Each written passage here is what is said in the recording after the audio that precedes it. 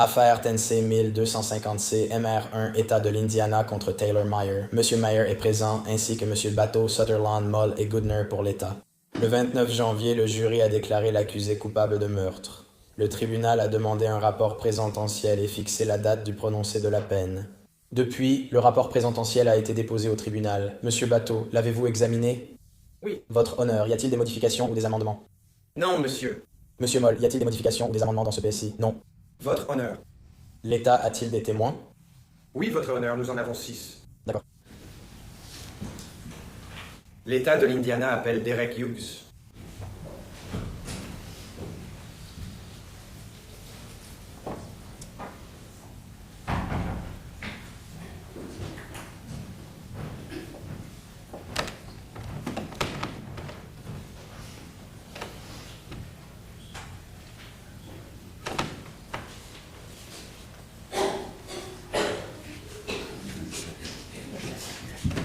Bonjour monsieur, veuillez lever la main droite. Je jure de dire la vérité, toute la vérité, rien que la vérité. Vous pouvez vous asseoir. Monsieur Moll. Bonjour, monsieur. Veuillez indiquer votre nom pour le procès verbal, s'il vous plaît. Barry Hughes. Monsieur Hughes, avez-vous une déclaration à faire devant le tribunal concernant la sentence dans cette affaire? Oui, j'en ai une. Vous pouvez le faire maintenant, je vous en prie. Taylor, le jour est enfin arrivé pour que tu reçoives ce que tu mérites pour m'avoir enlevé une bonne amie. Je suis sûr que tu as eu des moments où tu as demandé pardon à Dieu. Il te le donnera peut-être, mais moi non. Et laisse-moi t'expliquer pourquoi. Tu te souviens du jour de ton mariage avec Deb? Je te rappelle comment ça s'est passé. D'abord, Deb m'a demandé si j'accepterais de vous marier. J'ai ri, j'ai dit, je n'ai jamais marié qui que ce soit avant. Elle m'a dit d'aller sur Interne et de me faire ordonner. Ensuite, ma prochaine question pour elle a été, qu'est-ce que Taylor va dire? Elle a dit que ce n'était pas important, il fera ce que je dirai. Je suis allé sur Internet, je me suis fait ordonner. Elle a même proposé de payer, mais je lui ai dit qu'il était hors de question qu'elle paie pour ça parce que j'étais honoré qu'elle me demande de le faire pour elle. Elle m'a ensuite demandé d'écrire des vœux de mariage. Je me suis dit que je n'avais jamais fait ça, mais je ferais de mon mieux pour la rendre heureuse. Je me suis rappelé tous les bons moments que nous avions passés ensemble. Le premier anniversaire de Maverick, les sorties en bateau avec des amis, les concours de mangeurs de pizza, les parties de softball. Alors maintenant, je veux que tu écoutes les vœux que j'ai choisis pour toi. Taylor, s'il te plaît, répète après moi. Moi, Taylor, je te prends, Deb, pour épouse, pour toujours être à tes côtés, pour t'aimer toi et seulement toi, même quand nous ne sommes pas d'accord. Je te choisis comme femme et ne te quitterai pour aucune autre. Je fais ce vœu jusqu'à ce que la mort nous sépare. Eh bien, j'imagine que tu as pris cette partie au sérieux. Tu es un lâche, la pire espèce d'homme qui soit. Tu devais juste aller faire un tour en voiture ou une promenade. Mais alors, on ne serait pas là pour ça. Tu as laissé 3 des plus beaux enfants sans leur mère. J'ai demandé à Deb, combien d'enfants auras-tu? Elle m'a répondu, je vais en avoir une armée pour pouvoir leur dire quoi faire. Merci. Elle travaillait toute la journée avec des enfants et rentrait à la maison pour être maman. Et les enfants dont elle s'occupait au travail n'étaient pas faciles à gérer. Maverick, McKenna et Maxwell avaient la meilleure maman qu'on puisse avoir. Deb, normalement en congé, doit venir au travail pour régler quelque chose. Pendant qu'elle était là, elle s'assurait toujours de passer voir Monsieur Derek et de m'amener les enfants. J'espère qu'à partir d'aujourd'hui, Taylor, tu revivras chaque minute de chaque jour. Elle était tellement heureuse et elle était super nerveuse, mais j'ai compris la mission et la tâche, et clairement, toi, non. Tu m'as enlevé mon ami, ma collègue et une super maman. Bonne chance à toi, et j'espère que tu ne reverras plus jamais la lumière du jour. Et la douleur que tu as laissée derrière toi pour chacun de nous, la vraie douleur commence à la fin de cette journée. Merci, monsieur Hughes. Je n'ai pas de questions, mais la défense en a peut-être. Maître Bateau, avez-vous des questions? Je n'ai pas de questions, votre honneur. Merci, merci, monsieur.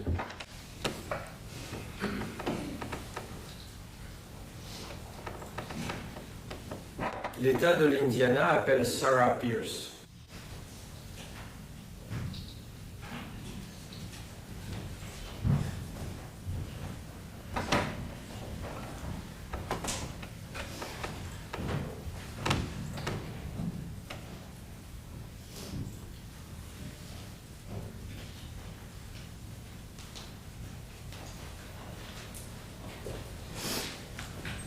Veuillez juger votre idée. Monsieur Corfrim Teletruth, Othru. Oui, monsieur Memer. Bonjour, madame. Veuillez indiquer votre nom pour le procès-verbal, s'il vous plaît. Sarah Pierce. Madame, quel lien avez-vous avec la victime dans cette affaire? C'était ma sœur.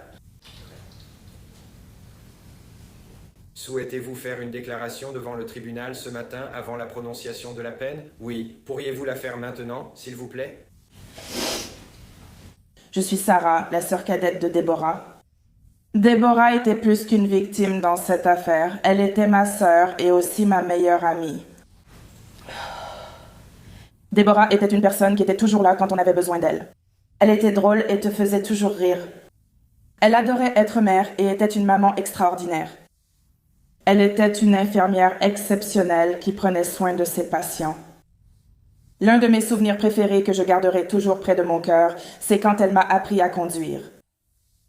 La manière violente et brutale dont elle nous a été enlevée a bouleversé ma vie et celle de ma famille à jamais.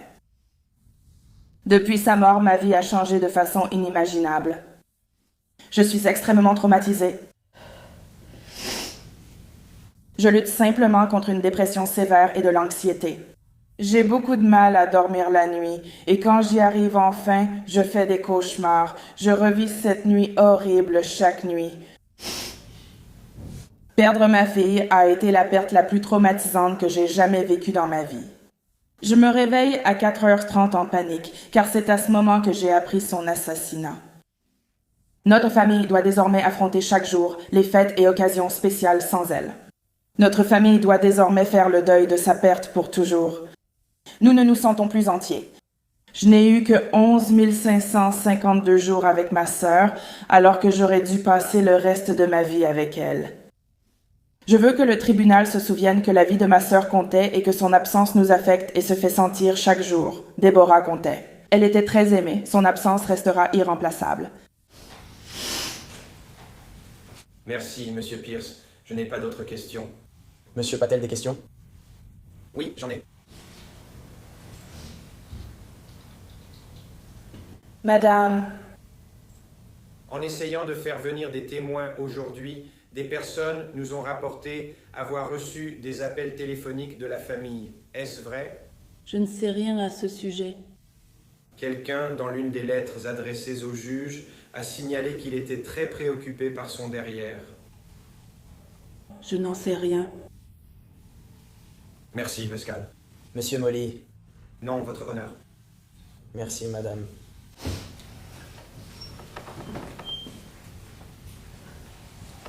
Monsieur Moll. L'État de l'Indiana appelle Diana Pierce.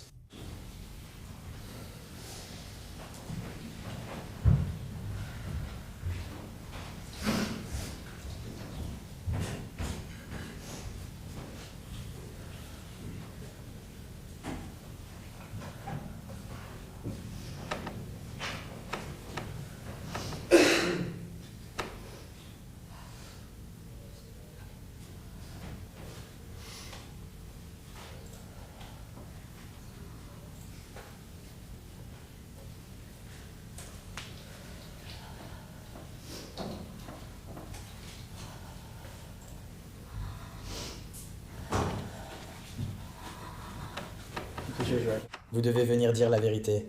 Je vais en parler. Oui, vous pouvez vous asseoir, monsieur Moll.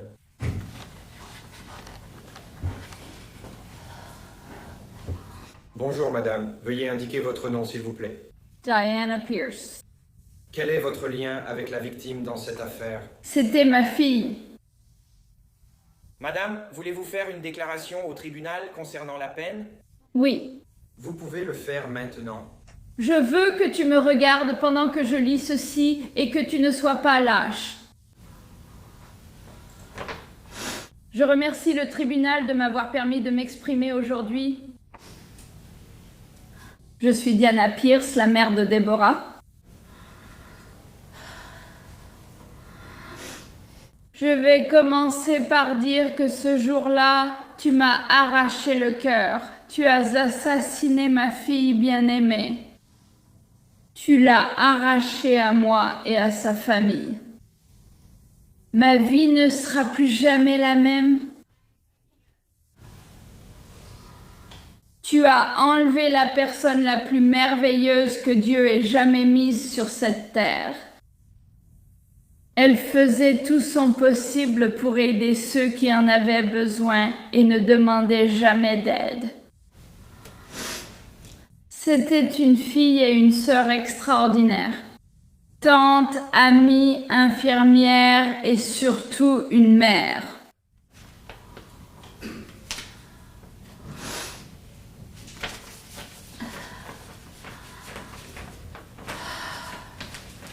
Pourquoi as-tu dû faire ça? Elle ne méritait rien de tout ça.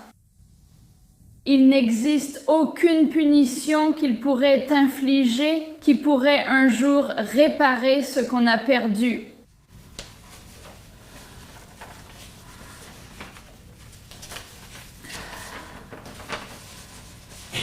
Après tout ce que j'ai fait pour toi,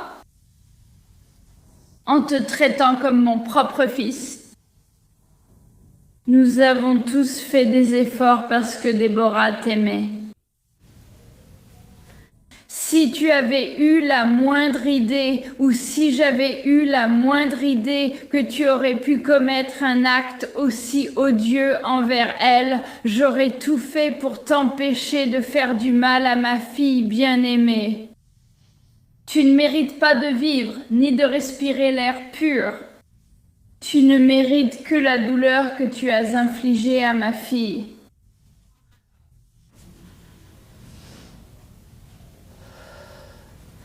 Comment peux-tu dire que tu l'aimais puis aller jusqu'à l'assassiner?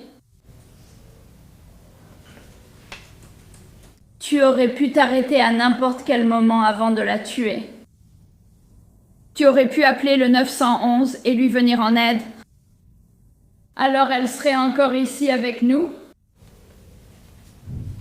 Mais non, tu étais tellement déterminé à la tuer que tu ne te souciais de rien d'autre que de prouver que tu avais le contrôle. Essayez de la faire payer. Quelle que soit ta peine, elle ne sera jamais suffisante. T'envoyer en prison à vie, c'est trop clément. Parce que les contribuables devront payer pour te nourrir et t'héberger. Et c'est tout ce que j'ai à dire. Merci, madame. Je n'ai plus de questions pour vous.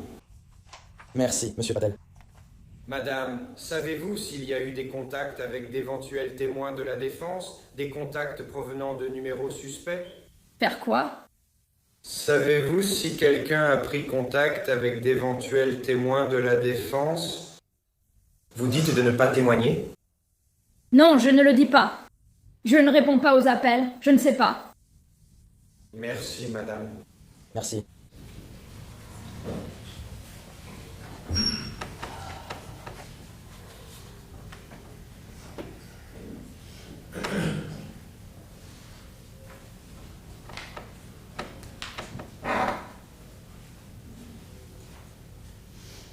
Monsieur Moore. L'État de l'Indiana appelle Emily Durbin.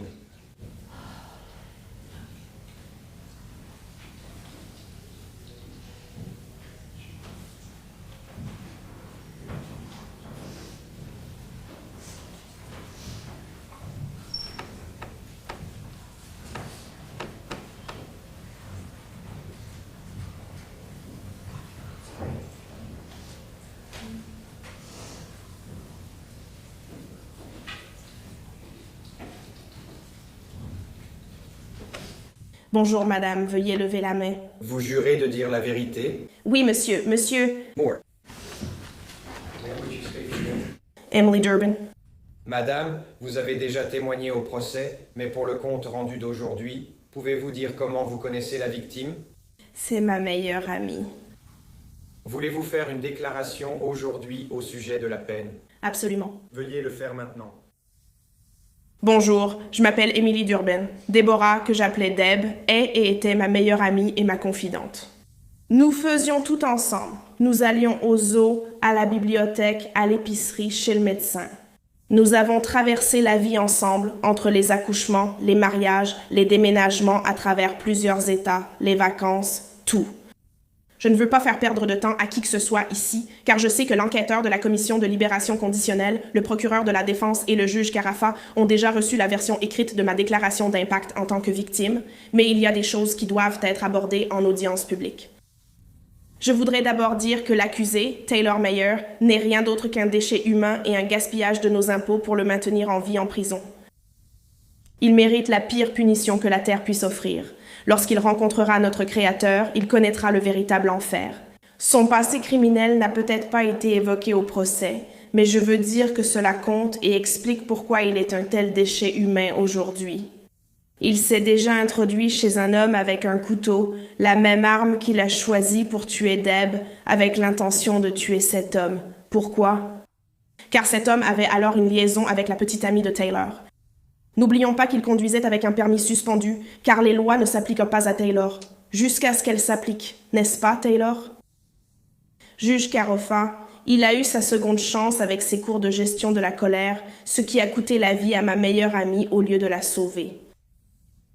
Cet individu, parce qu'il n'est certainement pas un homme assis juste là, et pour que ce soit bien clair, je voudrais qu'il soit noté que j'ai désigné Taylor Mayer, qui ne montre aucun remords. C'est un psychopathe narcissique et il ne pense qu'à lui-même. C'est pourquoi il a assassiné Deb de sang-froid. Il savait exactement ce qu'il faisait et il l'a poignardée 40 fois. Pour être clair, je veux compter jusqu'à 40 pour qu'il réalise combien de fois il aurait pu s'arrêter pendant l'acte, pas seulement avant, mais aussi lorsqu'il la frappait et l'étranglait jusqu'à ce qu'elle perde connaissance. 1, 2, 3, 4, 5, 6, 7, 8, 9, 10, 11, 12, 13, 14, 15, 16, 17, 18, 19, 20, 21, 22, 23, 24, 25, 26, 27, 28, 29, 30, 31, 32, 33, 34, 35, 36, 37, 38, 39, 40. Pendant que ce monstre assassinait Deb, leurs enfants étaient eux aussi dans la maison. Je remercie Dieu que Deb se soit sacrifiée pour les sauver. Elle ne l'aurait jamais laissé leur faire du mal, c'est pourquoi elle n'est jamais partie, même après qu'il ait été un mari terrible. Ses propres tromperies, manipulations, abus émotionnels et bien d'autres choses encore, il ne s'est jamais soucié d'elle. Le fait qu'il la trompe alors qu'elle était enceinte de leur enfant a dû être l'un des coups les plus bas qu'une femme puisse subir, mais elle est restée. Puisque nous évoquions l'absence totale de remords, je peux vous en donner un parfait exemple. Juge Carafa demandait à Taylor quand il a repris sa relation ambiguë après son arrestation si elle s'était vraiment terminée avant. Qu'est-ce que c'était, Taylor? 3 jours après ton arrestation pour le meurtre de Deb, Ashley te contactait déjà et tu lui disais que tu l'aimais, que tu voulais coucher avec elle, etc. Taylor raconte au juge Carafa quand tu lui as dit que tu l'aimais, que tu voulais sortir de prison pour être avec elle, vos projets ensemble, toutes ces discussions. Du remords? Non. Et le tatouage sur ta poitrine avec le nom d'Ashley? Taylor, aucun remords pour les actes que tu as commis cette nuit-là. Être père, et ça, c'est quelque chose que Taylor n'a jamais vraiment fait. Et devine quoi? Tu n'auras plus jamais cette chance. Juge Carafa, ce gaspillage d'oxygène, restait assis au sous-sol à jouer aux jeux vidéo, à dire du mal de tout le monde, y compris de leur propre femme, dans un groupe de discussion sur Facebook au lieu d'être un parent. Il ne faisait jamais rien de son plein gré. C'était toujours une dispute. Soupirs, silence, remarques blessantes, tout ça juste pour être père. Il ne les a jamais voulus, et ses actes l'ont prouvé encore et encore. Il peut prétendre avoir été le père de l'année, mais je suis là pour dire que c'est un mensonge du début à la fin. Il n'a jamais été dans la course pour rivaliser. Maverick, McKenna et Maxwell vont maintenant vivre toute leur vie en sachant que leur père a tué leur mère. Comment peut-on dormir la nuit en sachant qu'on a enlevé à ses enfants le seul parent qui les a vraiment aimés et qui s'est réellement soucié d'eux? Désormais, leurs enfants devront affronter chaque étape majeure, premier jour d'école, spectacle de danse, match de football ou de t-ball, bal de promo, remise des diplômes, mariage, naissance de leurs enfants. Sans leur mère, sans son amour, son réconfort, sa présence, et tout cela à cause de toi, Taylor, mais ils ne t'auront pas non plus. Juge Carofa, Taylor Mayer ne mérite rien d'autre que la pire peine permise par la loi. Il ne ressentira jamais de remords. Il ne se souciera jamais du meurtre qu'il a choisi de commettre. Il ne se souciera jamais de rien d'autre que de lui-même. Et Taylor, j'ai hâte que ton enfer sur Terre commence quand tu iras dans une vraie prison. Et ensuite, quand tu mourras, ta véritable punition commencera. Et ce jour-là, j'aurai un immense sourire en sachant que tu es enfin à ta place pour l'éternité. Monsieur Patel, Madame, savez-vous si un contact a été établi avec d'éventuels témoins de la défense? Non. Non. Un témoin potentiel affirme qu'il a dû changer ses coordonnées parce qu'il recevait trop d'appels. Et vous n'en savez rien? Non. Merci, c'est tout. merci Edward.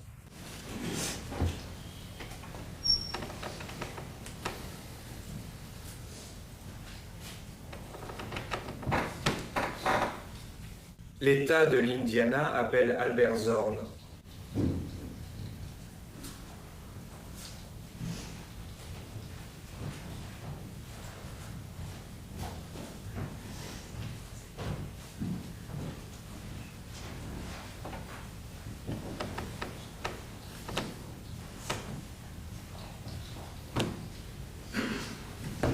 Veuillez lever la main droite. Je jure de dire la vérité. Oui, monsieur. Peut-être, monsieur Moll. Monsieur, pourriez-vous donner votre nom pour le procès verbal, s'il vous plaît? Je m'appelle Albert Zorn. Et quel est votre lien avec la victime dans cette affaire? Notre frère.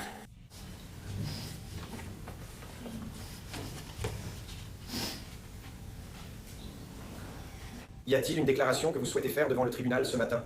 Oui. N'hésitez pas à le faire.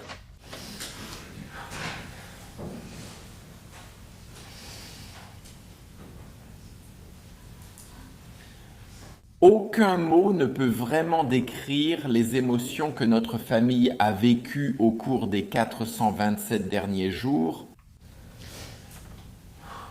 La tourmente et le chagrin vécu sont indescriptibles. J'ai été réveillé à 4 heures du matin par la police à ma porte. C'est quelque chose à quoi personne n'est jamais préparé.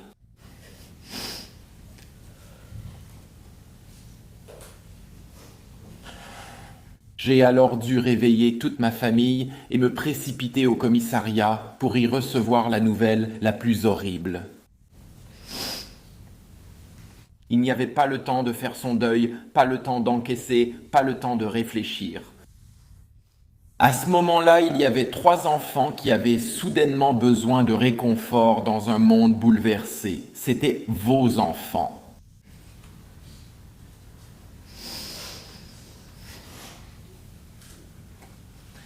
Ils ont été arrachés à leur lit par des inconnus, effrayés, en pleurs, incapables de comprendre ce qui se passait, pourquoi leur mère n'était pas là pour les serrer dans ses bras. Moins de 5 heures après que ces policiers ont frappé à ma porte et m'ont réveillé, j'étais chez vous, en train de découper la moquette ensanglantée. « Oh, où l'as-tu tué ?»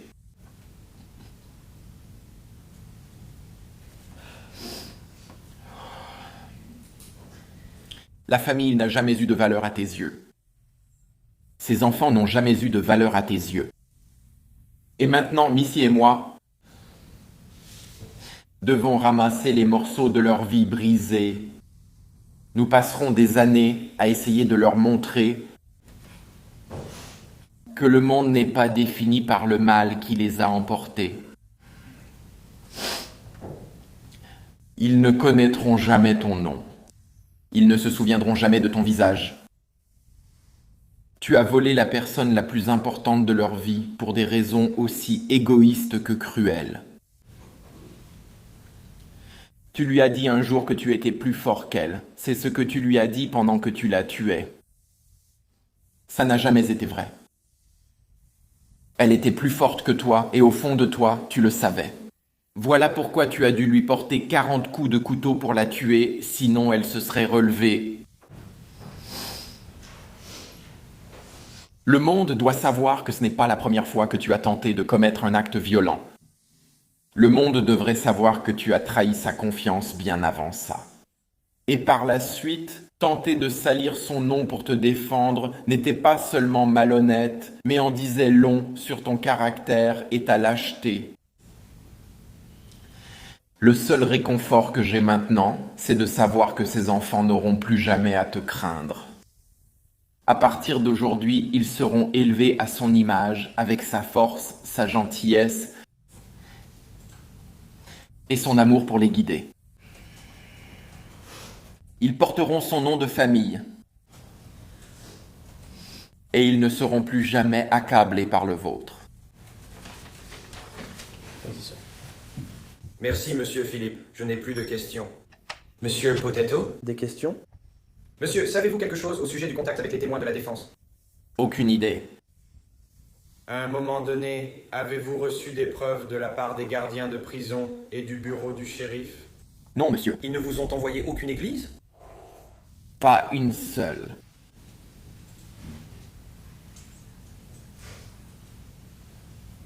Avez-vous engagé une action civile contre Taylor? Oui.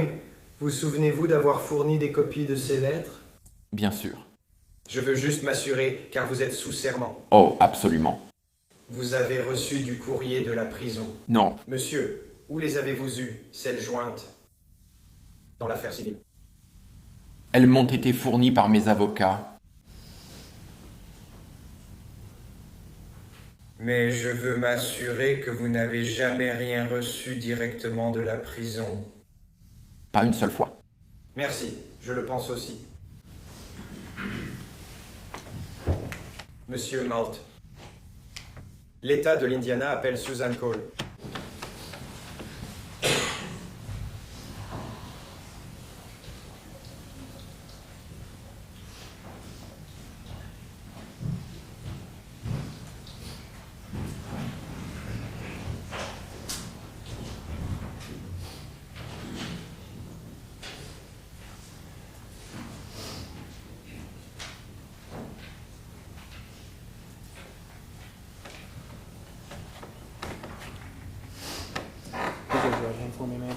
Monsieur Witherman, dites la vérité, dites la vérité. Dire seulement la vérité. Oui, monsieur. Vous pouvez vous asseoir, monsieur Malton.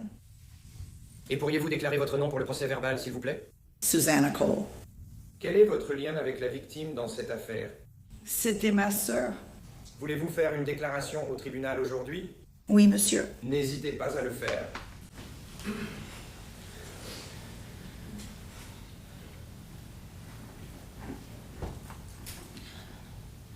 Je m'appelle Susanna North.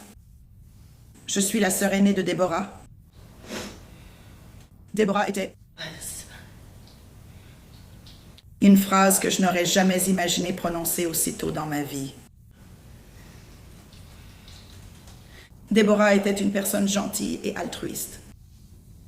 Deborah était une âme sensible qui laissait facilement paraître ses émotions. Si elle était heureuse, blessée, en colère ou triste, on pouvait le voir instantanément, car nous ne cachions pas bien nos émotions. Deborah avait le plus grand cœur et le plus beau sourire. Une personne qui aidait pour tout et y prenait plaisir. Deborah ne pourra plus partager sa nature attentionnée avec ses patients à travers les soins infirmiers, ni sa gentillesse et son grand cœur avec ses amis et sa famille. En tant que sœur, les moments qu'elle partageait avec nous lors des événements familiaux me manquent. Avoir une personne dans ma vie qui comprenait vraiment ce que je traverse en tant que maman, épouse et fille me manque. Parce que nous étions faites du même moule, avons traversé les mêmes traumatismes dans notre enfance et sommes devenues des femmes plus fortes ensemble en grandissant. Déborah va me manquer, la voir évoluer en tant que mère, la voir grandir à travers les prochaines étapes de la vie. Déborah était vraiment une personne patiente. Ses démonstrations de patience me manquent quand elle gérait les disputes entre frères et sœurs, que ce soit entre ses enfants, ses propres frères et sœurs ou ses nièces et neveux. Son sourire et son rire me manquent tout simplement. Une personne qui nous faisait toujours sourire et rire par ses blagues ou remarques pleines d'esprit.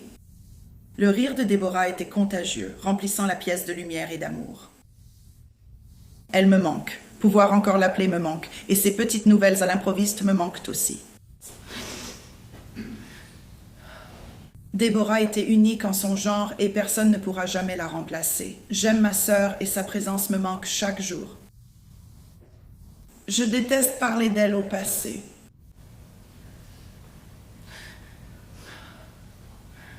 Nous avons appris la mort de notre sœur de plusieurs façons différentes.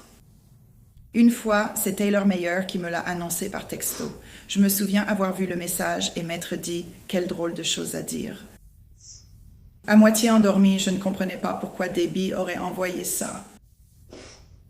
Quelques heures plus tard, les détectives allaient nous informer que Taylor avait bel et bien tué notre sœur. Et puis, chaque matin, je m'en souviens à nouveau en voyant ses cendres sur ma commode dans la chambre. Depuis cette nuit fatidique du 14 février 2025, la semaine suivante s'est rapidement brouillée alors que nous essayions de comprendre le cauchemar qui se déroulait.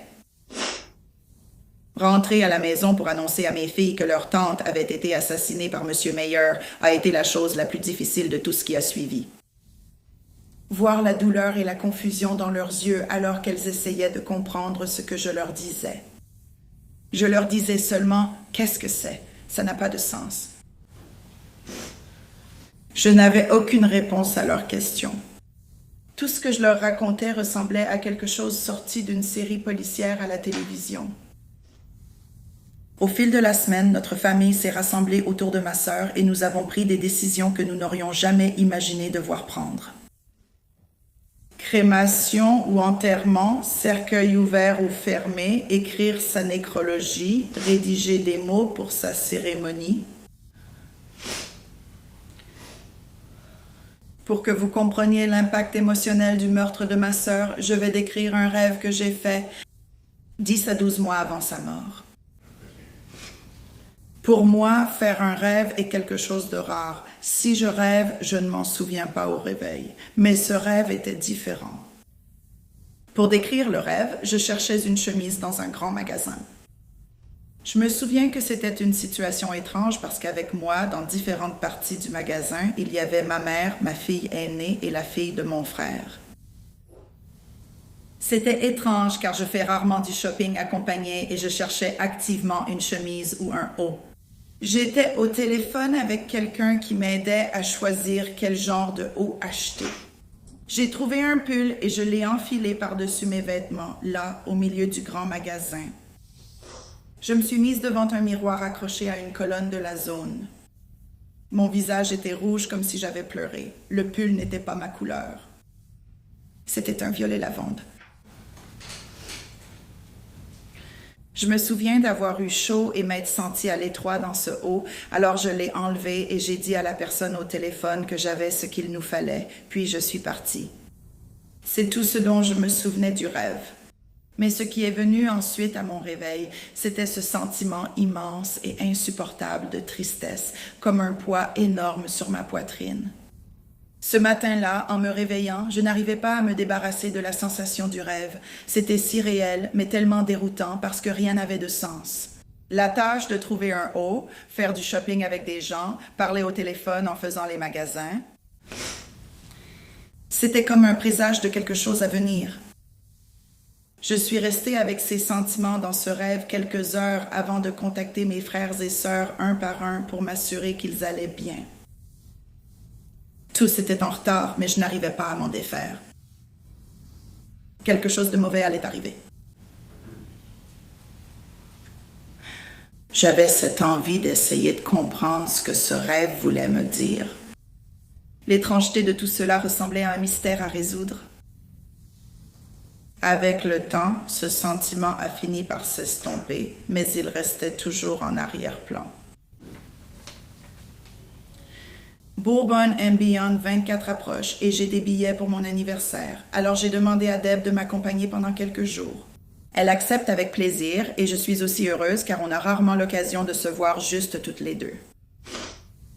Elle a toujours été silencieuse avec moi, inutile de parler pour que je sente que quelque chose la dérangeait. J'ai demandé comment ça allait à la maison avec les enfants et entre elle et Taylor. Elle a donné des réponses habituelles, tout le monde va bien, alors j'ai continué à ignorer ce sentiment. Peut-être que ce n'était qu'un mauvais rêve, ça arrive.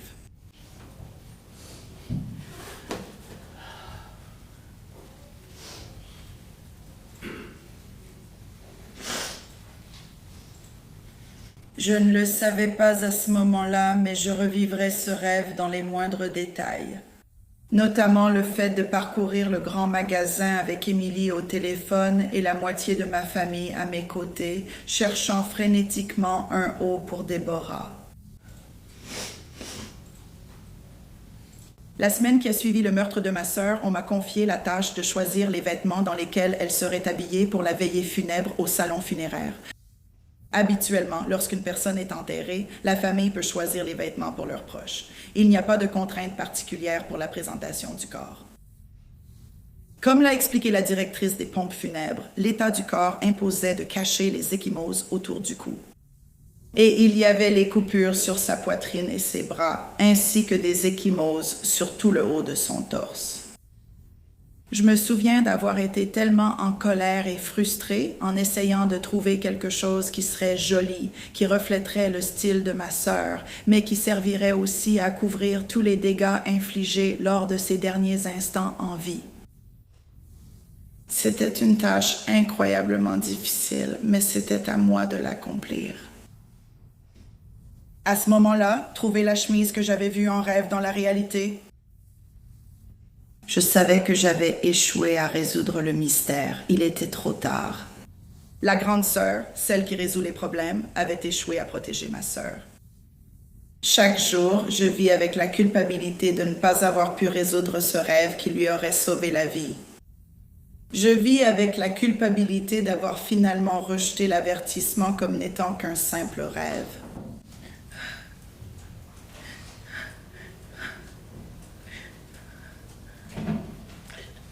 Pour expliquer un autre aspect des conséquences du meurtre de ma sœur, je vais vous ramener 5 ans en arrière, à l'époque où j'étais moi-même au début d'une liaison qui allait durer presque 16 mois et faillir mettre fin à une relation de 18 ans. Une décision que je regrette chaque jour et pour laquelle je continue de faire amende honorable. Aucun de nous n'est parfait. Chaque jour, je demande à Dieu pourquoi j'ai été épargnée. Pourquoi a-t-elle dû mourir? Qu'a-t-elle fait? C'était tellement différent. Mais je me rends compte maintenant que ce n'était pas ce qu'elle a fait ni ce que j'ai fait. La différence dans nos destins venait de la différence entre nos hommes. Déborah n'est pas là aujourd'hui parce que Taylor a choisi de mettre fin à sa vie dans un accès de rage. Déborah n'est plus là à cause du choix de Taylor de lui ôter la vie. Pas d'adieu, pas de dernier mot, un combat à mort, aucune considération pour les conséquences. Tout cela, en plus de toutes les émotions habituelles liées à la perte d'un être cher, est amplifié par la manière tragique dont elle a été arrachée et la soudaineté de sa disparition. Physiquement, mon cœur est brisé, j'ai mal tous les jours. J'ai connu de nombreux décès dans ma courte vie, principalement des aînés de notre famille, quelques amis quand j'étais plus jeune, mais rien ne se compare à la douleur du meurtre de ma sœur. Rien que de prononcer ces mots, ma sœur a été assassinée. Ça me brise le cœur en 1 million de morceaux. La douleur physique qui pèse sur ma poitrine, elle ne part pas. Certains jours, ça ne fait pas aussi mal. D'autres jours, je pourrais aller me cacher sous terre et mourir juste pour être avec elle. Combinée à la culpabilité du survivant, la perte de ma sœur a emporté une partie de mon éclat. Le bonheur n'a plus la même saveur maintenant. Aussitôt qu'il arrive, il s'en va, éclipsé, mais accompagné de souvenirs et de tous les « et si ». Déborah ne verra jamais ses enfants grandir, ne les verra jamais se marier ou avoir leurs propres enfants. Déborah ne pourra jamais devenir grand-mère. Elle ne pourra jamais réaliser tous les rêves qu'elle avait pour ses enfants et pour elle-même. Elle ne verra jamais les adultes formidables que ses nièces et neveux deviendront. Et de la même façon, je ne verrai jamais Deb devenir grand-mère. Elle aurait sans doute été formidable.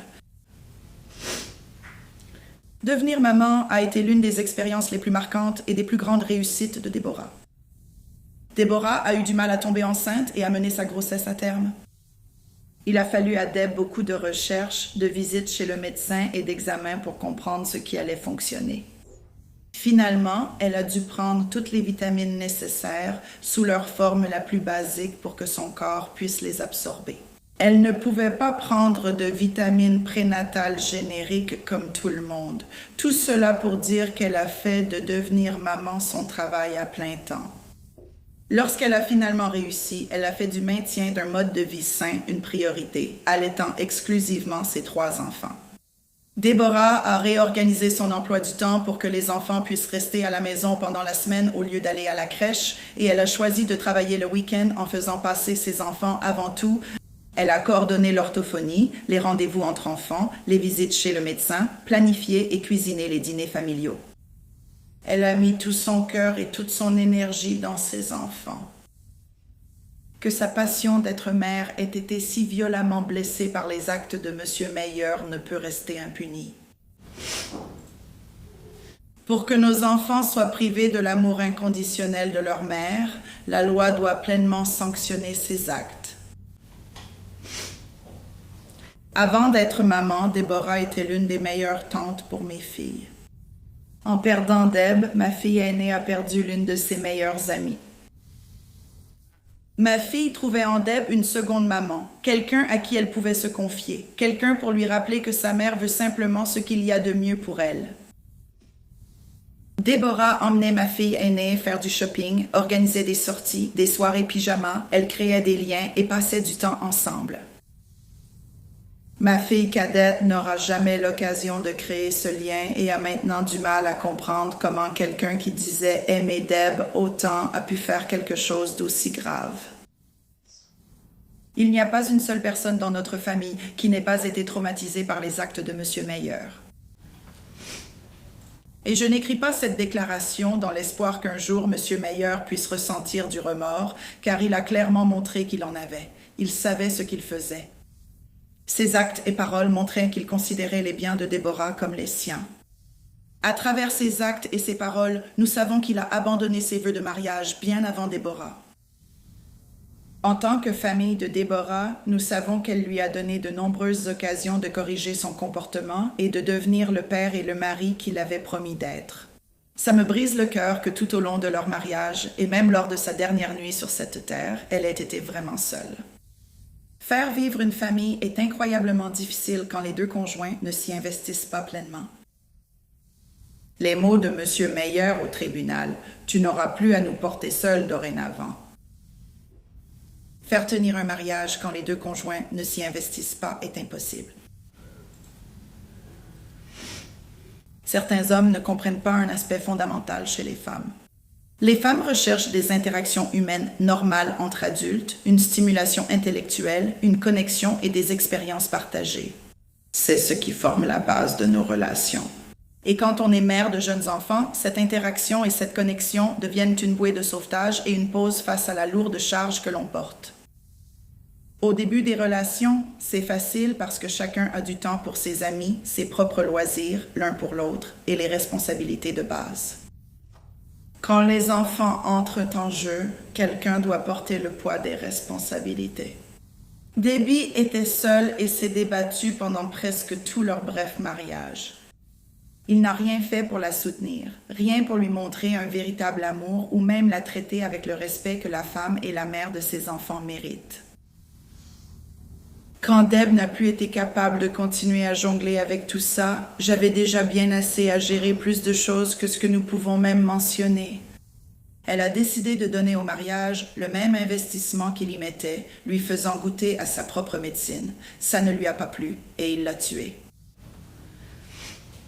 Après que la scène de crime a été libérée, mon frère et moi nettoyions la chambre, découpant la moquette imbibée de sang du sol sur une surface de la taille d'un petit lit d'enfant. J'ai tenté de comprendre ce que je voyais.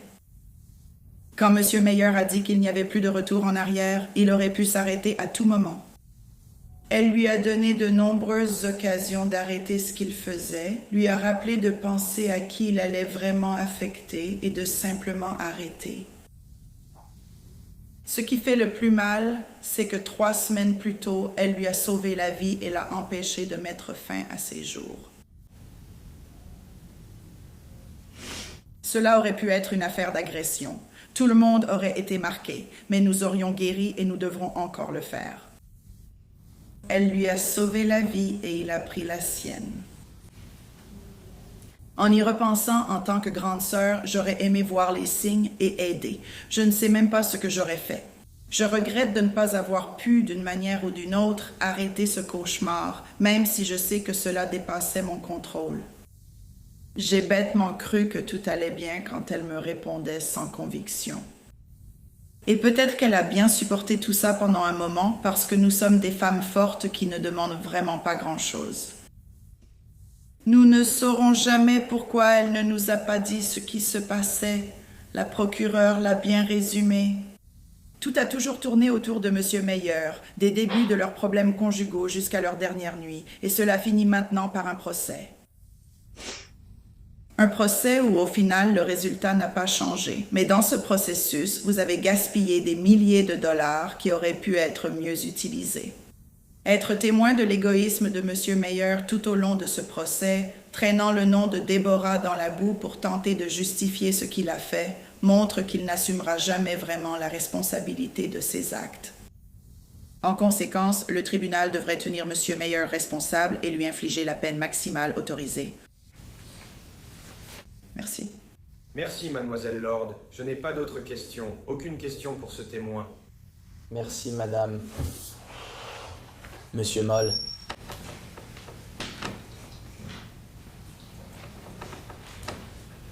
L'État n'a pas d'autres objectifs. Toutefois, j'ai une pièce à présenter et je souhaite la soumettre comme pièce à conviction de l'État. 1, qui est une copie certifiée des dossiers du tribunal et du numéro de dossier DIXD 031108 FD 1012 qui concerne l'affaire de l'État de l'Indiana contre Taylor Meyer avec l'accusation de tentative d'entrée dans une résidence en tant que crime de classe D et de méfait en tant que délit de classe B. C'est une affaire qui est mentionnée dans le rapport d'enquête du commissariat, je suis désolé, et elle contient des informations qui se rapportent aux déclarations faites par des témoins précédents concernant des comportements antérieurs.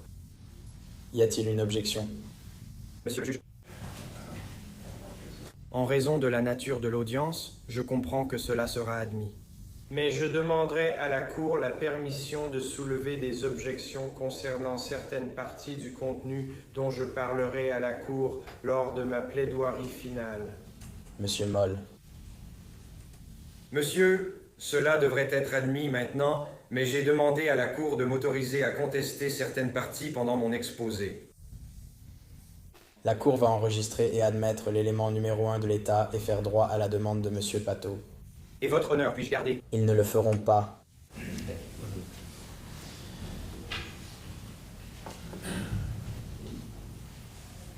Gardez-le, Monsieur Patoni, les témoins. Le juge peut être insulté. Pour les questions que j'ai exposées devant le tribunal, il n'y a personne prêt à comparaître comme témoin. À mon avis, il serait peut-être approprié de mener une enquête pour savoir exactement pourquoi c'est le cas. Ce serait évidemment une infraction pénale grave, une entrave à la justice, si cela se produit réellement. Mais à ce jour, encore une fois, nous n'avons aucun témoin. Monsieur, J'aimerais maintenant faire une déclaration personnelle. Voulez-vous faire une déclaration? Oui.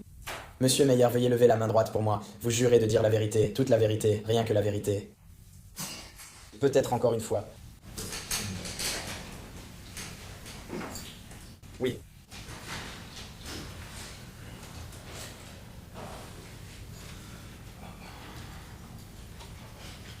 La plupart d'entre vous n'ont entendu parler de moi qu'à cause de cette terrible nuit fatidique. Parce qu'avant ça, j'étais un bon citoyen, je ne prenais pas de drogue, je ne commettais pas de crimes, je buvais rarement. J'étais un employé consciencieux, avec 15 ans de carrière. 2 de mes amis proches étaient les garçons d'honneur à mon mariage. L'un est policier. Je crois que l'autre n'a jamais eu de contravention, même pour excès de vitesse. Je ne traînais pas avec des fauteurs de troubles. J'étais une personne polie, amicale et respectueuse. Je me considère toujours comme tel, malgré le fait d'être enfermé avec des délinquants violents et des membres de gangs depuis plus d'1 an maintenant. Même la plupart d'entre eux ont déterminé en quelques minutes que je ne suis pas une mauvaise personne. J'aime toujours Debbie. Elle me manque chaque jour, même si beaucoup d'entre vous veulent me faire passer pour quelqu'un de mauvais. Je ne me considère pas comme une personne mauvaise. J'ai fait une chose terrible, horrible, dans un accès de rage. Je le regrette et le changerais sans hésiter si je le pouvais. On dira que je n'éprouvais aucun remords. Je n'ai informé personne que pendant 4 semaines après mon arrestation, j'étais en isolement cellulaire. Je ne faisais que pleurer et dormir en pensant à ce que j'avais fait à la femme que j'aime. Comme je l'ai dit, je l'aime toujours. C'est la femme avec qui j'ai bâti une belle vie et famille. Si je l'avais aimée moins, peut-être que j'aurais pu simplement la quitter. Mais je crois que tout homme qui a la moindre lueur d'espoir de garder sa famille unie s'accrocherait à cet espoir. J'aimerais dire à ma famille et à mes amis que je suis désolé. Je suis désolé pour toutes les conséquences négatives que vous avez subies à cause de moi. Je vous aime tous. Je remercie du fond du cœur les quelques personnes qui sont restées à mes côtés, sachant que jamais je n'aurais agi ainsi en étant dans mon état normal. J'ai essayé d'avoir une chance d'être à nouveau avec vous tous, j'ai vraiment essayé, et de revoir mes enfants. Je suis désolé de ne pas avoir révélé ce que je traversais. J'essayais désespérément d'arranger les choses. Je ne voulais pas que l'opinion de Jérôme sur Debbie change. C'est pour ça que je l'ai gardé secret. Je sais que vous l'aimiez tous aussi. À la famille et aux amis de Déborah, je sais qu'il n'y a rien que je puisse dire qui réparera ce que j'ai fait. Je tenais aussi à vous tous, et je suis vraiment désolé pour tout ce qui est arrivé par ma faute. Vous avez tous perdu une fille, une sœur, une tante ou une amie. Croyez-moi quand je dis que je comprends votre colère et votre haine envers moi. Je suis en colère et plein de haine envers moi-même pour mes actes. Maintenant, je ne peux qu'espérer et prier pour vous, pour le pardon et la force de me pardonner un jour. Je sais ce que vous avez tous perdu. Enfin, j'aimerais parler de Ken Hunt et Max, nos beaux bébés. Maman et papa t'aiment très fort. Maman sera toujours avec toi, Lord. Je suis vraiment désolé pour elle et maman. Papa était triste et en colère. Et j'aimerais pouvoir changer ce qui s'est passé. Vous 3 serez toujours nos bébés parfaits. Soyez sages avec oncle Robert et tante Messie. Soyez gentils les uns avec les autres et aimez-vous toujours. Je ne sais pas si je pourrai vous revoir. Vous me manquez, je vous aime chaque jour. Les enfants, vous avez été la meilleure chose qui soit arrivée à maman et à papa. Écoutez-le, s'il vous plaît. Alors, votre honneur, merci. Merci, monsieur. Monsieur Moll, vos arguments. La législature de l'État de l'Indiana vous a autorisé, juge Carhofer, à condamner cet homme à une peine pouvant aller jusqu'à 65 ans. Vous êtes autorisé à le faire. La position de l'État de l'Indiana aujourd'hui est que c'est la peine appropriée dans cette affaire. La peine maximale est de 65 ans à purger au sein du département correctionnel de l'Indiana.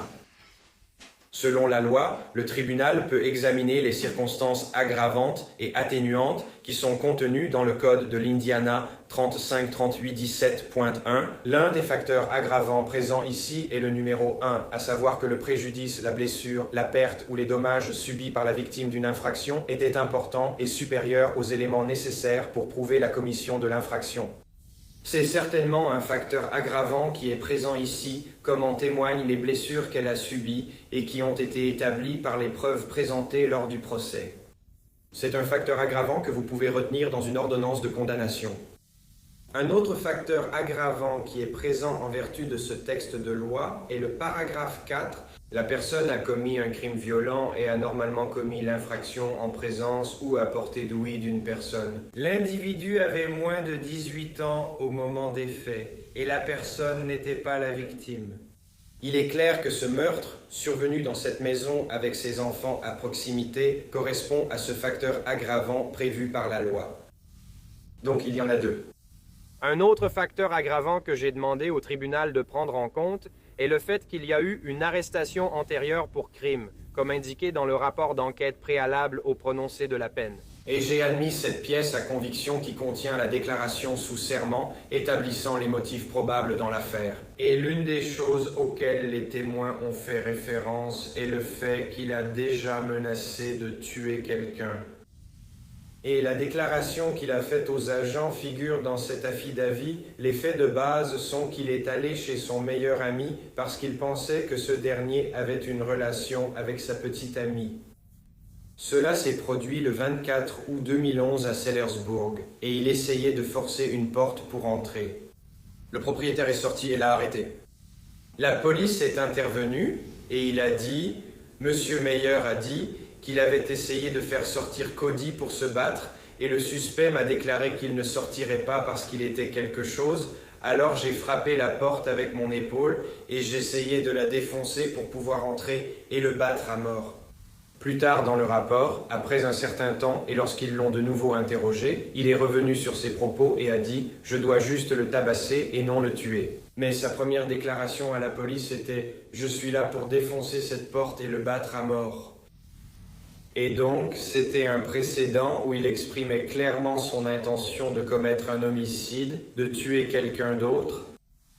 Donc, ce n'est pas la première fois qu'il se met en colère à cause d'un problème sentimental et qu'il exprime des intentions homicides ou passe à l'acte. Et le tribunal peut en tenir compte lors de la détermination de la peine. Mais monsieur le juge, vous avez entendu de la part de ces témoins l'impact horrible, vraiment horrible de ce crime. Et au final, c'est cela que vous sanctionnez aujourd'hui, le crime, le crime. Et en revenant à cette nuit-là, le fait que Déborah appelait ses enfants, essayait de discuter avec lui, tu vas laisser ces enfants orphelins, sans parents. Tu vas vraiment faire ça? Et au bout d'un certain temps, il l'a fait quand même. Et le fardeau qu'il a laissé à tant de personnes après cela est immense. Il n'a pas seulement pris la vie de Déborah, mais il a aussi bouleversé la vie de tous ses membres de la famille d'une manière qui les marquera pour le reste de leur existence. Et l'impact, l'importance, la gravité de ce crime, le nombre immense de coups de couteau, les coups, l'étranglement, le fait d'avoir été frappé avec une bouteille, la victime qui perd et reprend connaissance. C'est vraiment l'un des meurtres les plus horribles qu'on puisse imaginer. Ce crime en fait véritablement partie.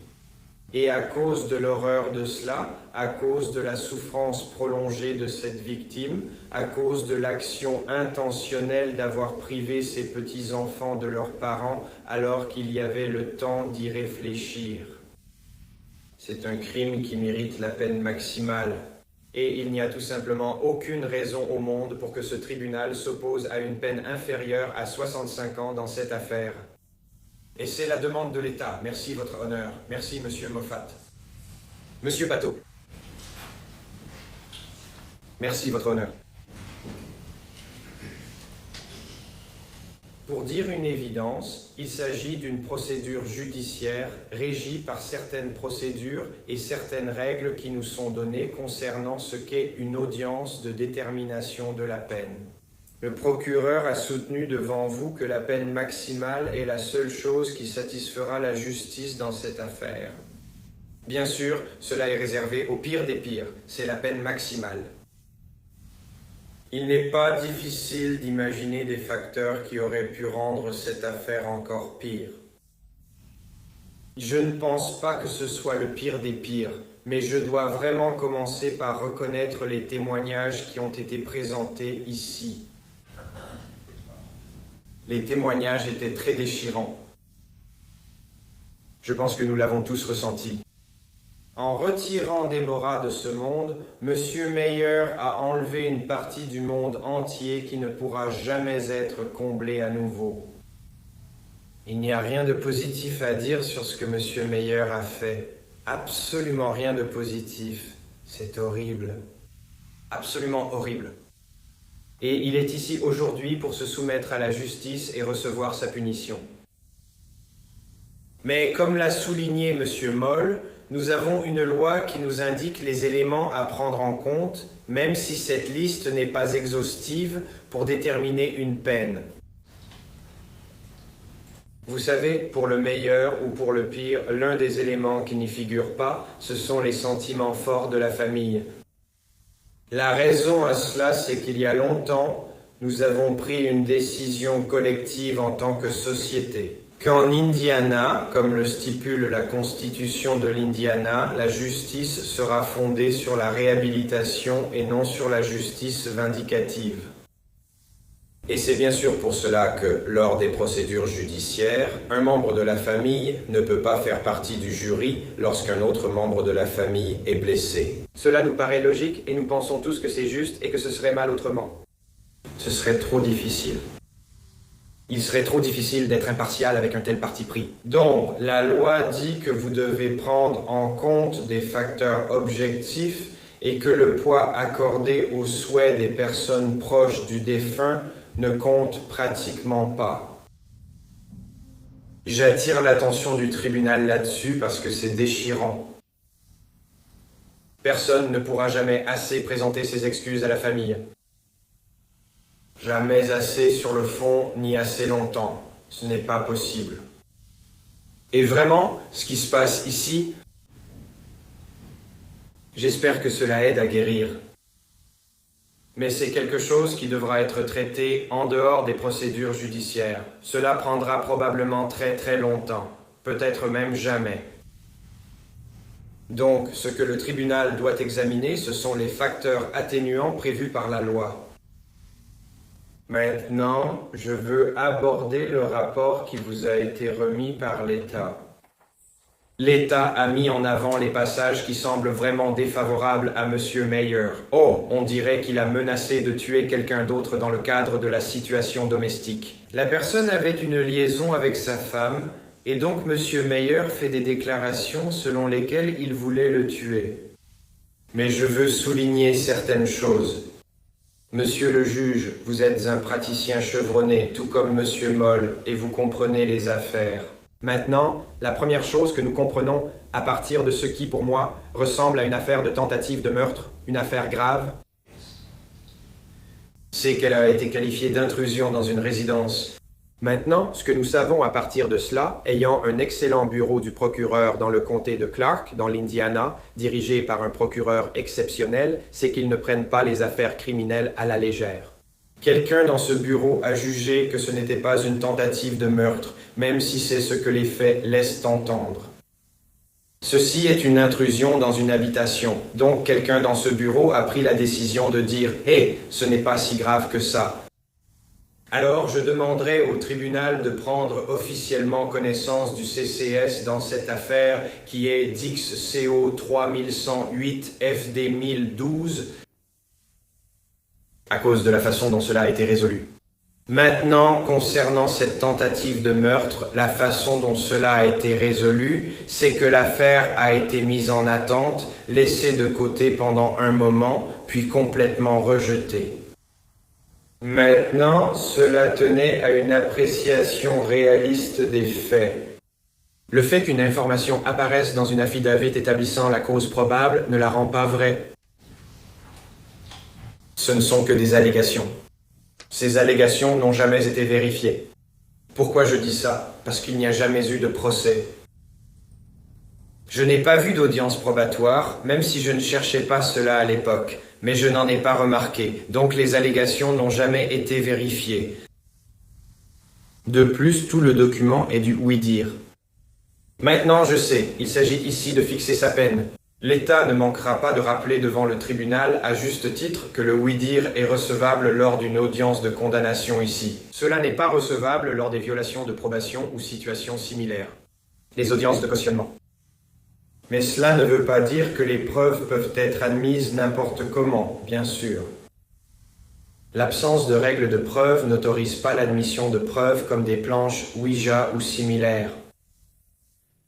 Ce qui doit être démontré, c'est un indice suffisant de fiabilité. Si vous lisez cette déclaration sous serment, en ce qui concerne les témoins qui ont été interrogés, cela n'a été fait pour aucun d'entre eux.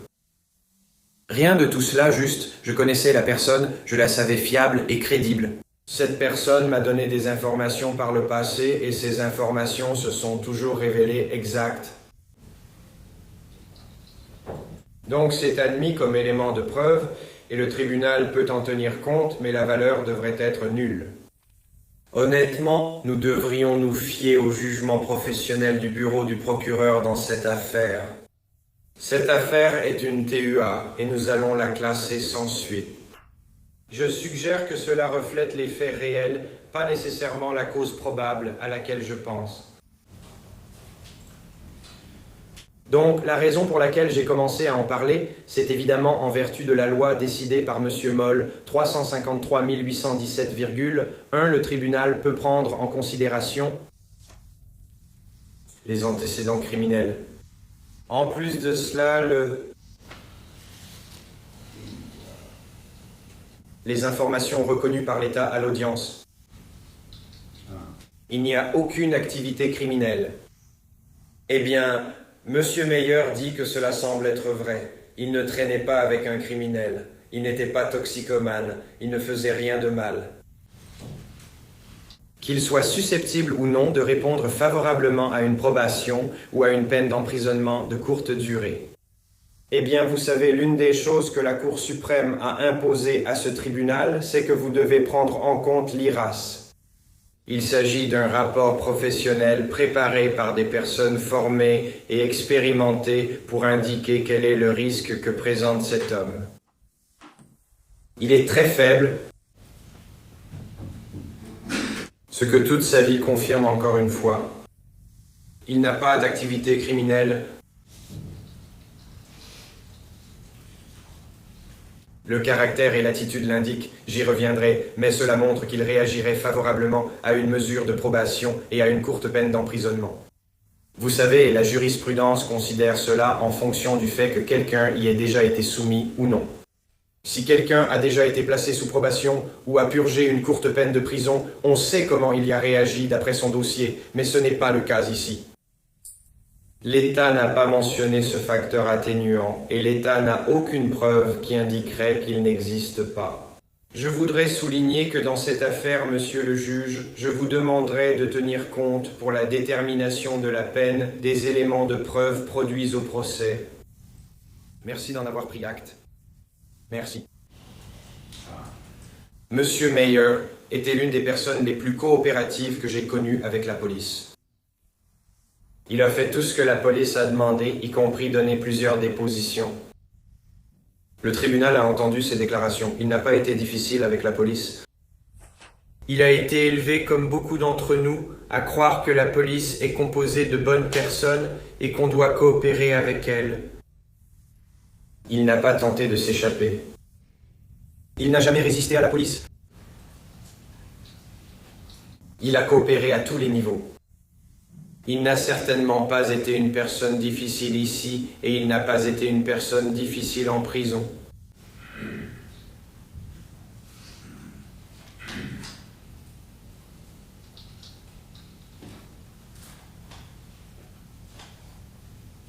Qu'il y ait ou non des raisons substantielles d'excuser ou de justifier cet acte.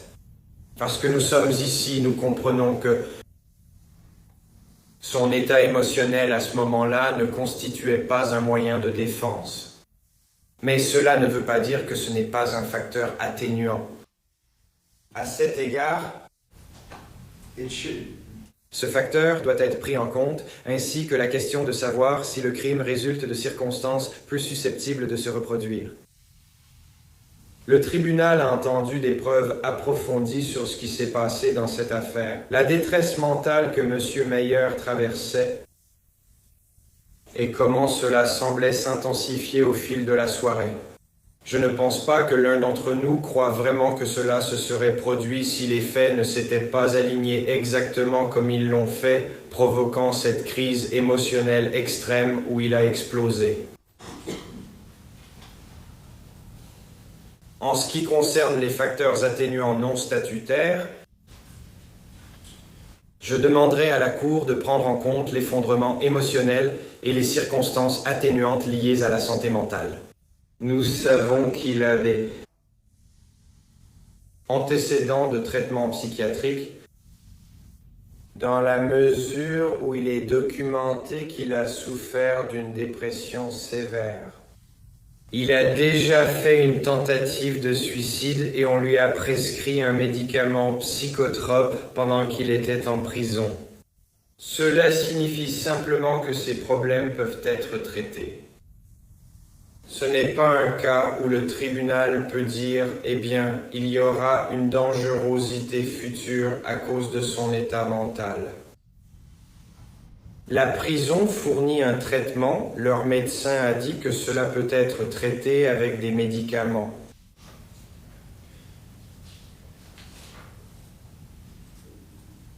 Il reçoit un fort soutien de sa famille et de la communauté.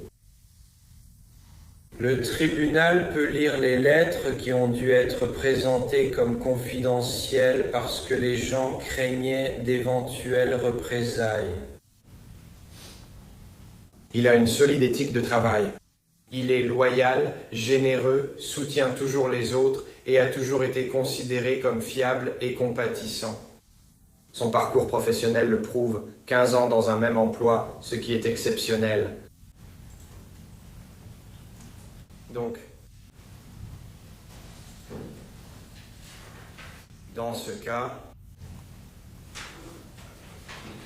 je demanderai à ce tribunal de le considérer comme ce que c'est. C'était un contexte particulier qui a provoqué cette infraction pénale. Vous prenez son état émotionnel et vous l'ajoutez à ce qui se passait et, dans ces circonstances très particulières, une infraction pénale a été commise. Mais quand vous considérez l'ensemble de ses antécédents, de son caractère, de ses attitudes, de son parcours professionnel et de ce que ses amis disent de lui, à la lumière de cela, il semble que les circonstances atténuantes l'emportent sur les circonstances aggravantes. La toute dernière chose dont je veux parler, c'est du remords. C'est évidemment une question émotionnelle de savoir s'il se sent mal ou non par rapport à ce qu'il a fait. Vous savez, je comprends cela. Les gens qui sont en colère contre lui sont frustrés parce qu'ils n'ont vu aucun remords. Mais bien sûr, ils n'ont pas eu de contact avec lui depuis le jour de son arrestation. Maintenant, ils l'ont vu au tribunal. S'il aurait dû manifester des remords, alors c'est ma faute.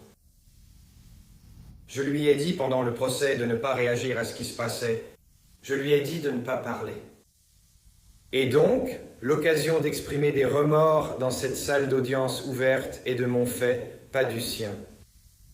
Aujourd'hui, c'était sa première occasion d'exprimer à quelqu'un ses remords. Il vous a dit comment il a réagi en prison. Il a lu sa lettre aujourd'hui. Je pense que tout ce qu'il a dit était sincère. Je pense qu'on peut le croire sur parole. Je pense que le tribunal devrait le reconnaître. Monsieur le juge, c'est une affaire difficile et les émotions sont très vives, ce qui se comprend. Nous faisons confiance au tribunal pour trancher. La partie juridique de cette sentence, ce qui est approprié, ce qui ne l'est pas, et d'y parvenir en 1267. Merci. La défense a une recommandation. Monsieur le juge, je suis bien conscient des peines encourues pour ce crime de meurtre. Ce que je demanderais,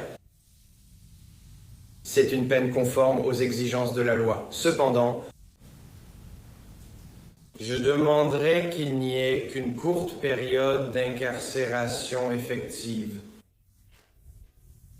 La raison pour laquelle je dis cela, messieurs les juges, c'est que la loi, encore une fois, reflétant la disposition constitutionnelle de l'Indiana sur la réhabilitation, veut que le tribunal en tienne compte. Quelle est la meilleure façon de tirer le meilleur parti d'une mauvaise situation et de rendre un jugement fondé sur la réhabilitation? Rien n'indique ici, absolument rien, qu'une peine d'emprisonnement de courte durée n'accomplira pas cela. Je pense qu'aucune incarcération n'est vraiment nécessaire parce qu'il comprend ce qui s'est passé ici. Il comprend que c'était son erreur et celle de personne d'autre, et enfermer quelqu'un en prison pour ça n'apporte vraiment rien de bon. Ça les rend plus criminels que quelqu'un qui ne l'est pas. Et pour cela, je vais parler des aérants. Il n'a pas le profil d'un criminel. Donc je pense que même une très courte peine d'emprisonnement, je comprends que ce sera pour plusieurs années. Je ne demande pas des mois ou des jours. Mais une courte période d'emprisonnement, suivie d'un placement en milieu ouvert. Tout le monde s'en porterait mieux s'il est placé en milieu ouvert plutôt qu'en prison. En prison, nous en payons tous le prix. S'il est placé en milieu ouvert, c'est lui qui en paie le prix. Et ensuite, après cela, une fois qu'il aura fait ses preuves en milieu ouvert sous cette supervision extrêmement stricte, alors peut-être une période de probation. Merci. Merci, Monsieur Spato. Tout d'abord, je tiens à remercier toutes les personnes qui ont adressé des lettres et témoigné ici aujourd'hui. Cela permet au tribunal de mieux comprendre qui était Déborah, et il s'agit de Monsieur Meyer depuis son arrestation. J'espère que cela vous apportera un peu d'apaisement. Quelques points, Monsieur Meyer. Dans la plaidoirie finale de Monsieur Moll au procès, il a parlé de la différence entre le regret et le remords. Je pense que vous regrettez probablement ce qui s'est passé, mais je ne pense pas que vous montriez le moindre signe de remords. Je crains que les conséquences de cette nuit ne se manifestent pleinement que dans les années à venir. Le nombre de vies qui ont été touchées par vos actes intentionnels le 14 février 2025. Monsieur Bateau a dit qu'une peine maximale est réservée au pire des pires, et je frissonne à l'idée que cela puisse être encore pire. Conformément au code de l'Indiana 353.817,1, le tribunal va constater que le préjudice, la blessure, la perte ou les dommages subis par la victime de l'infraction étaient importants et allaient au-delà de ce qui était nécessaire pour prouver la commission de l'infraction. De plus, il a commis un crime violent et non seulement il a commis l'infraction en présence ou à portée d'oreille d'une personne âgée de moins de 18 ans au moment où il a commis l'infraction, mais cette personne n'est pas la victime de l'infraction. Le tribunal retiendra comme circonstance atténuante que pendant une période substantielle de votre vie avant la commission de cette infraction, vous avez respecté la loi. Je ne peux pas honnêtement dire que je pense que vous vous conformeriez à une mesure de probation ou que votre caractère ou attitude le permettent, est tel que vous seriez peu susceptible de commettre un autre crime. Vous constatez que votre emprisonnement causera de grandes difficultés pour vous ou les personnes à votre charge. Le tribunal prendra aussi en compte d'autres facteurs atténuants liés à vos antécédents de traitement en santé mentale. Cela étant dit, le tribunal estime que les circonstances aggravantes l'emportent largement sur toute circonstance atténuante. Le tribunal va vous condamner à 65 ans de prison à purger au département des corrections de l'Indiana. Je dois vous informer que vous avez le droit de faire appel de votre condamnation et de votre peine. Cela doit être déposé dans un délai de 30 jours. Le tribunal désignera un avocat commis d'office pour votre appel. Merci.